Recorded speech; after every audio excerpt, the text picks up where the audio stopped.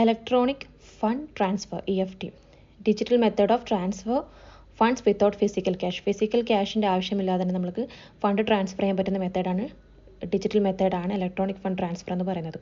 അതിനകത്ത് 4 മെത്തേഡുകൾ പറഞ്ഞിട്ടുണ്ട്: NEFT, RTGS, IMPS, NUPI. NEFT എന്ന് പറഞ്ഞു കഴിഞ്ഞാൽ നമുക്ക് ബാച്ച് ആയിട്ട് നമുക്ക് സെറ്റിൽമെൻറ്റ് ചെയ്യാൻ സാധിക്കുന്നതാണ്. ഇൻസ്റ്റൻറ്റ് ട്രാൻസാക്ഷൻ നടക്കില്ല. അരമണിക്കൂർ ഇടവിട്ട് നമുക്ക് ട്രാൻസാക്ഷൻ നടത്താം.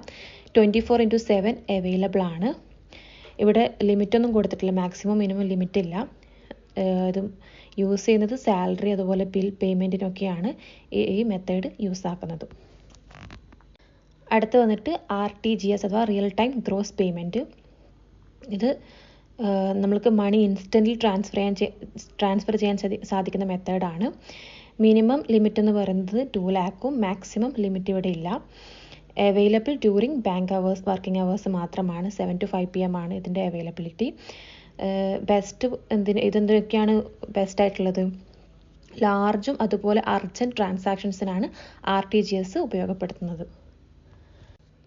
അടുത്ത് വന്നിട്ട് IMPS, immediate payment services, best for everyday payment. നമ്മൾക്ക് ഓൾവേസ് അവൈലബിൾ ആണ്. ഈവൻ ഹോളിഡേയിലും നമ്മൾക്കിത് അവൈലബിൾ ആണ്. നമ്മൾക്ക് മൊബൈൽ നമ്പർ വഴിയോ MMID വഴിയോ അല്ലെങ്കിൽ അക്കൗണ്ട് വഴിയോ IFSC വഴിയോ നമ്മൾക്ക് എന്ത് ചെയ്യാം, ട്രാൻസാക്ഷൻ നടത്താം. അതുപോലെ ക്വിക്ക് ട്രാൻസ്ഫർ ആണ്. റെൻറ്റ്, സ്കൂൾ ഫീസ് പോലത്തെ സ്മോൾ ആൻഡ് ക്വിക്ക് ട്രാൻസാക്ഷൻസിനാണ് ഈ ഒരു മെത്തേഡ് ഉപയോഗപ്പെടുത്തുന്നത്. അടുത്തത് UPI, unified payment interface. Instant transfer via mobile apps ആണ്. Example Google Pay, PhonePe ഒക്കെയാണ്.